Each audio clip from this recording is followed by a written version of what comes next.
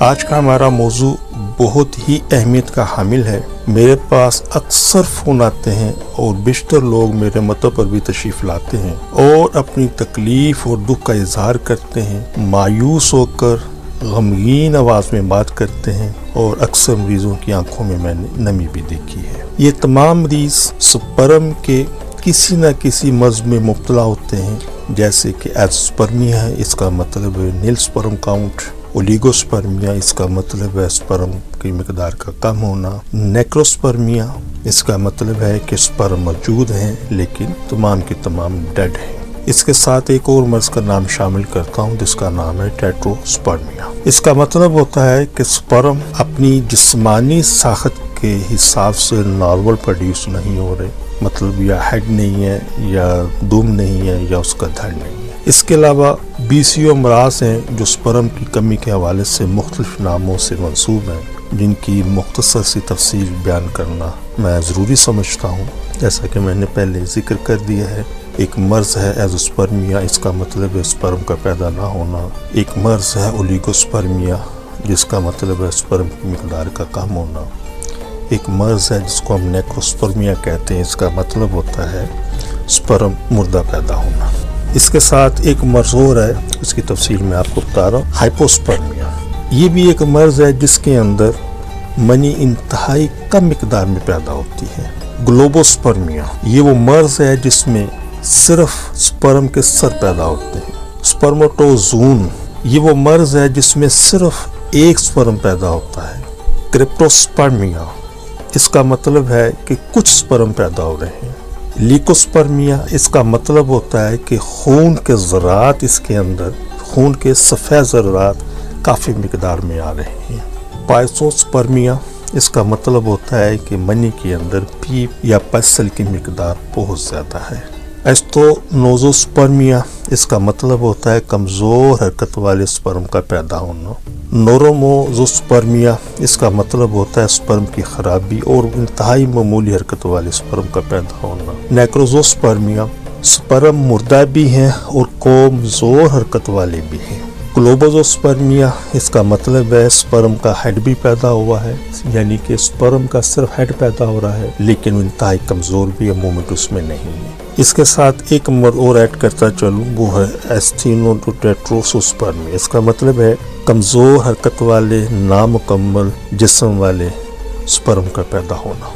تو یہ تفصیل میں نے مختلف بیماریوں کے حوالے سے اس لیے بتا دی ہے تاکہ اگر آپ ان میں سے کسی بھی ایک مرض میں مبتلا ہیں تو ان کے پیچھے کون سی بیماریاں ہو سکتی ہیں۔ تو میرے مطلب پر جو مریض مجھ سے مخاطب ہو کر اکثر یہ بات کرتے ہیں کہ جناب محترم حکیم صاحب، عرصہ کئی سالوں سے سپرم کے امراض میں مبتلا تھے، کئی سال مختلف جگہوں پر علاج کیا مگر کوئی فائدہ نہیں ہوا اور تھک آ کر ہم گھر بیٹھ گئے، پھر کبھی ہمت کی، کبھی علاج کرا لیا، پھر کسی معالج کے کہنے پر ہم نے ٹیسٹس کا الٹرا ساؤنڈ کروایا تو معلوم ہوا مجھے ویرکوسیل کا پرابلم ہے، تو پھر کسی معالج کے کہنے پر میں نے اپنے ٹیسٹس کا الٹرا ساؤنڈ کروایا تو مجھے معلوم ہوا کہ مجھے ہائیڈروسیل کا پرابلم ہے۔ یہاں پر میں بات روک کر ایک انتہائی ضروری بات کرنا چاہتا ہوں، اور وہ یہ ہے کہ میں نے اپنے اکثر پروگراموں میں اس بات کا تذکرہ کر چکا ہوں کہ اگر آپ کو سپرم کے متعلق کوئی بھی پرابلم ہے جن کا ذکر میں کر چکا ہوں اور ان کے مختلف ناموں سے میں ذکر کر چکا ہوں، تو کوئی بھی سپرم کا مرض ہے، کسی بھی حوالے سے سپرم کے پرابلم میں مبتلا ہے، تو بلا تاخیر اپنے ٹیسٹس، جس کو ہم خصیے بھی کہتے ہیں، فوتے بھی کہتے ہیں یا کپورے بھی کہتے ہیں، تو ان کا الٹرا ساؤنڈ آپ کروائیے۔ میڈیکلی ٹرمز میں اس کو ہم کہتے ہیں سکوٹل الٹرا ساؤنڈ یا سکوٹم الٹرا ساؤنڈ۔ تو یہ صرف یہ ایک سنگل ٹیسٹ 95% مریضوں کے سپرم سے متعلقہ، سپرم نہیں ہے، سپرم کم ہے، مردہ ہے یا سپرم کے متعلق کوئی بھی مرض ہے، تو یہ ایک سنگل ٹیسٹ آپ کو بتا دے گا کہ آپ کے یہاں یہ جو سپرم کا پرابلم ہے یہ کیوں ہے۔ تو جس وقت آپ کی تشخیص ہو جائے گی تو آپ کا انتہائی قیمتی وقت اور آپ کا پیسہ بچ جائے گا۔ میرے پاس اکثریت میں وہ مریض آتے ہیں جو 10 से 15 साल से स्पर्म के किसी न किसी मर्ज में मुब्तला होते हैं, लेकिन किसी भी मुआलिज ने उनको अल्ट्रासाउंड तजवीज़ नहीं किया होता। और जब मैं उनका अल्ट्रासाउंड करवाता हूँ तो अल्ट्रासाउंड में मर्ज की वजाहत हो जाती है, जैसे वेरिकोसील है, हाइड्रोसील है, एपिडिडमाइटिस है और दीगर अमराज हैं। चूँकि मेरा इस वक्त का मौजू वेरिकोसील हाइड्रोसील है तो मैं इसी पर इक्तफा करता हूँ। तो किसी न किसी एक मर्ज की तशखीस हो जाती है। रेयर केसेस होते हैं कि एक ही वक्त में वेरिकोसील भी है, हाइड्रोसील भी है, ये तादाद कम है। तो ज़्यादातर यही है कि अगर वेरिकोसील है तो फिर हाइड्रोसील नहीं है, या हाइड्रोसील है या वेरिकोसील नहीं। तो जिस वक्त आपकी इस मर्ज की तशखीस हो जाएगी तो फिर इलाज भी आसान हो जाएगा। तो यही एक बात समझना बहुत ज़रूरी है कि मुकम्मल और सही इलाज के लिए सही तशखीस का होना ज़रूरी है। तो चलते हैं अपने मौजू की तरफ। तो जब मरीज़ अपनी बड़ी दुख भरी आवाज़ में बातें करते हैं, हमें बताते हैं कि हमें वेरिकोसील का मर्ज था या हाइड्रोसील का मर्ज था, तो हमने अपने डॉक्टर साहब के कहने पर इसका ऑपरेशन करवा लिया। लेकिन दुख वाली बात जो ये है, जो प्रोग्राम करने का हमारा जो मकसद है वो ये है कि वेरिकोसील या हाइड्रोसील का ऑपरेशन करवाने के बाद भी स्पर्म नॉर्मल नहीं हुए। ये एक ऐसा क्वेश्चन है कि जिसको समझना बहुत ज़रूरी है, और यही असल में आज का हमारा मौजू है कि अगर स्पर्म का कोई भी मर्ज है, स्पर्म नील है, स्पर्म कम है, स्पर्म रेड है या अदर कोई भी इशू है, और हमारे टेस्टिस के अल्ट्रासाउंड के अंदर डायग्नोज हो चुका है कि वेरिकोसील है या हाइड्रोसील है, तो डॉक्टर हज़रात हमने मशवरा दिया, हमने उसका ऑपरेशन करवा लिया, लेकिन स्पर्म फिर भी नॉर्मल नहीं हुए। क्यों? उसकी वजह ये है, ऐसा कभी भी नहीं होता कि आपको वेरिकोसील का प्रॉब्लम है और उस वजह से आपको कोई भी स्पर्म का इशू है, और अगर आप ये समझते हैं या आपको ये ब्रीफ कर दिया गया है कि आप वेरिकोसील का या हाइड्रोसील का ऑपरेशन करवाएं और आपके ये स्पर्म आ जाएंगे, ये ठीक हो, ऐसा कभी भी नहीं होता। इसकी वजह ये है, ये वजह समझना बहुत ज़रूरी है कि अगर आप ऑपरेशन करवाते हैं इन अमराज का, तो ऑपरेशन के बाद भी आपको 6 से 8 माह दवाई खानी पड़ेगी। उसकी वजह है कि वेरिकोसील को समझें। वेरिकोसील का सीधा सा तर्जुमा मुख्तसर करूं, अगर आप वेरिकोसील के क्या चीज़ है इसको तफसील में अगर देखना चाहें तो प्रोग्राम नंबर 24 मेरा यूट्यूब पर मौजूद है, वहाँ से आप इसे देख सकते हैं। इसी तरीके से हाइड्रोसील भी वहाँ पर मौजूद है, वो भी आप वहाँ से देख सकते हैं, तो तफसील आपको मिल जाएगी। तो यहाँ पर मुख्तसर अर्ज़ करके आगे चलता हूँ कि वेरिकोसील का मतलब सीधा सा ये है कि वेरिकोसील लफ्ज़ निकला है वेरिकोस से।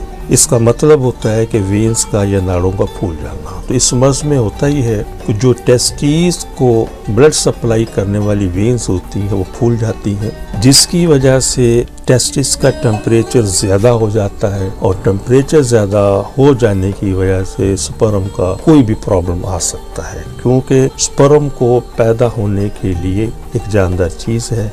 तो स्पर्म को पैदा होने के लिए एक मखसूस दर्जा हरारत की ज़रूरत होती है, जो वेरिकोसील की वजह से या हाइड्रोसील की वजह से वो दर्जा हरारत डिस्टर्ब हो जाता है, तो स्पर्म की प्रोडक्शन वहाँ पे डिस्टर्ब हो जाती है।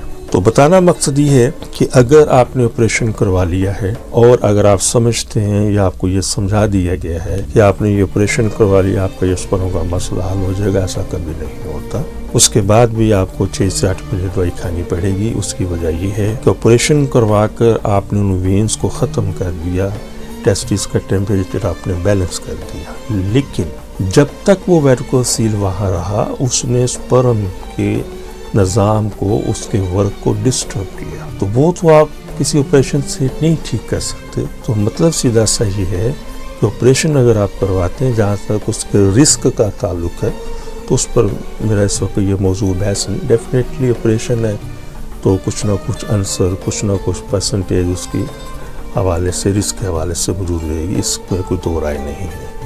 तो थोड़ी देर के लिए हम समझ लेते हैं कि हमने वेरिकोसील या हाइड्रोसील का ऑपरेशन करवाया, हमारे हाइड्रोसील और वेरिकोसील का ऑपरेशन भी कामयाब हो गया, लेकिन इसका कतई मतलब ये नहीं है कि आपके स्पर्म भी बैलेंस होंगे।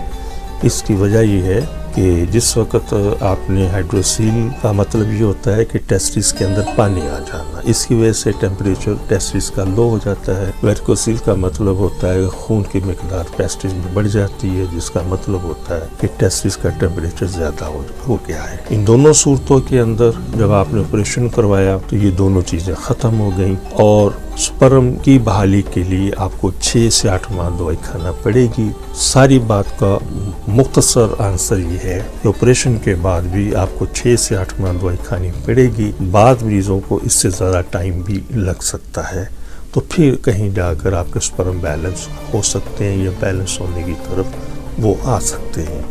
لیکن اگر آپ یہ سمجھتے ہیں کہ آپریشن کروا لینے سے آپ کے سپرم بحال ہو جائیں گے، آ جائیں گے، ان کی مقدار ٹھیک ہو، ایسا کبھی بھی نہیں ہوتا۔ تو شکر الحمدللہ ہمارا ادارہ عرصہ دراز سے ویریکوسیل ہائیڈروسیل کا علاج بغیر آپریشن کے کر رہا ہے، بڑی کامیابی کے ساتھ۔ تو اس کے بیسیکلی کچھ علاج ہیں، ان کو سمجھیں کہ ہم ایک ہی وقت میں بغیر آپریشن کے ویریکوسیل کو ٹھیک کرتے ہیں، وینز اپنی جگہ پر واپس آ جاتی ہیں۔ اس ویریکوسیل نے جو سسٹم کو خراب کیا ہوتا ہے، ڈیمیج کیا ہوتا ہے سپرم کی پروڈکشن کے حوالے سے، اس کے اندر جو پرابلمز آتی ہے اس پرابلمز کو ٹھیک کرتے ہیں۔ اس کے ساتھ ساتھ اس نظام کو ہم طاقتور کرتے ہیں تاکہ یہ پوری ہوش کے ساتھ سپرم کی پروڈکشن نارمل اور صحت مند ہو سکے۔ اور یہ بھی ہمارا جو ڈیوریشن ہے، کیونکہ ویریکوسیل کی تقریباً 5 سٹیجز ہوتی ہیں، ہائیڈروسیل کی تقریباً 4 سٹیجز ہوتی ہیں، تو یہ عمل بھی شکر الحمدللہ ہم 3 ماہ سے لے کر 8 ماہ تک بغیر آپریشن کے مکمل کر لیتے ہیں۔ تو ہمارا جو پروگرام بنانے کا مقصد یہ تھا کہ ساری چیزوں کو آپ انڈرسٹینڈ کریں، مشورہ کریں، بات چیت کریں۔ گوگل موجود آپ کے پاس ہے، نیٹ پر جائیں، اس کو سرچ کریں، سب چیزیں کرنے کے بعد پھر آپ فائنل کریں۔ تو انشاءاللہ یہ سب چیزیں بغیر آپریشن کے میڈیکیشن کے ساتھ ایک ہی وقت میں ہو جائیں گی کہ آپ کے یہ مرض بھی ٹھیک ہوں گے اور آپ کے سپرم کے مسائل بھی ٹھیک ہوں گے۔ ہمارے علم میں کچھ باتیں اور بھی ہیں، ان کا تذکرہ مختصراً میں کرتا چلوں۔ وہ یہ ہے کہ مارکیٹ کے اندر ویریکوسیل کے حوالے سے آپریشن کے ساتھ ساتھ مختلف ٹیکنیک بھی موجود ہیں، مختلف نام ہیں ان کے۔ ہائیڈروسیل آپریشن کے علاوہ کچھ مختلف ٹیکنیکس بھی مارکیٹ میں آ گئی ہیں جو اویلیبل ہیں۔ جو بھی ٹیکنیک آپ اپلائی کرتے ہیں آپریشن یا آپریشن کے بغیر، تو ایک چیز اچھے طریقے سے ذہن نشین کر لیجیے کہ صرف اور صرف ان ٹیکنیک کے استعمال سے یہ چیزیں ختم تو ہو سکتی ہیں، لیکن سپرم بحال نہیں ہو سکتے۔ تو سپرم کی بحالی کے لیے ہر صورت آپ کو آپریشن کے بعد یا ان ٹیکنیکس کو اپلائی کرنے کے بعد آپ کو ہر صورت آپ کو میڈیکیشن کرنی پڑے گی۔ شکر الحمدللہ ہمارا ادارہ یہ پچھلے 38 سال سے زیادہ عرصے سے ایسے تمام مریضوں کا بڑی کامیابی سے علاج کر رہا ہے، مختصر ٹائم میں بھی اور کچھ زیادہ ٹائم کے اندر بھی یہ علاج بالکل بغیر کسی رسک کے موجود ہے۔ اور میں آخر میں ایک مرتبہ پھر یاد دہانی کے لیے دوبارہ بات کرتا چلوں کہ اگر کوئی بھی مریض ایسا ہے کہ سپرم کے حوالے سے اگر اس کو کوئی ایشو ہے تو انہیں چاہیے فوراً سے پہلے اپنا ٹیسٹیز کا الٹراساؤنڈ کروائیں، اور اس میں اگر کوئی مرض کی شناخت ہوتی ہے جیسے ویریکوسیل ہے، ہائیڈروسیل ہے، ایپیڈیڈیمائٹس ہے، اورکائٹس ہے، اور بہت سارے اس میں امراض ہیں، تو اس تشخیص کے مطابق اس کا علاج کریں۔ اگر اس کے اندر کوئی ایسا مرض سامنے آتا ہے جس میں ڈاکٹر صاحب کو مشورہ دیں کہ جب آپ اس کا آپریشن کروائیں، تو آپ سے مؤدبانہ گزارش ہے کہ آپ یہ عمل کرنے سے پہلے ہم سے ضرور ملیں، ہم سے ضرور مشورہ کریں۔ انشاءاللہ بہت بہتر آپ کی رہنمائی کریں گے، اور انشاءاللہ آپریشن جیسے ان مسائل سے آپ کی جان چھوٹ جائے گی، اور انشاءاللہ ایک مختصر ٹائم کے اندر بغیر آپریشن کے ویریکوسیل، ہائیڈروسیل، ایپیڈیڈیمائٹس اور کائٹس اور جتنے بھی امراض ہیں، شکر الحمدللہ وہ ہماری نیچرل ہربل میڈیسن سے یہ ٹھیک ہو جائیں گی، اس پر بھی نارمل ہو جائیں گے۔ تو آخر میں ایک بات مزید اس میں ایڈ کرتا چلوں، اور وہ یہ ہے کہ میں نے کوشش کی ہے کہ اس مختصر وقت کے اندر کچھ چیزوں کو آپ کو گوش گزار کر سکوں۔ کوئی بھی موضوع آپ لے لیں دنیا میں، تو اس پر جتنا مرضی آپ بات کریں، جتنا مرضی اس پر آپ گفتگو کریں، کہیں نہ کہیں کچھ کمی رہتی ہے۔ تو ہمیں بھی کوشش کرنی چاہیے، کرتے ہیں کہ ہم مختصر وقت کے اندر ان سب چیزوں کو آپ کے سامنے رکھ سکیں۔ تو کسی بھی حوالے سے کوئی تشنگری آپ کو ہو، کچھ چیز سمجھنا آپ چاہتے ہیں، مزید اس پر کوئی رہنمائی آپ چاہتے ہیں تو میرے فون نمبر واٹس ایپ موجود ہیں، آپ ہم سے رابطہ کریں، انشاءاللہ بہترین آپ کو رہنمائی کی جائے گی، آپ کو بتایا جائے گا، اور انشاءاللہ آپ ٹھیک ہوں گے۔ تو بہت ساری دعاؤں کے ساتھ السلام علیکم۔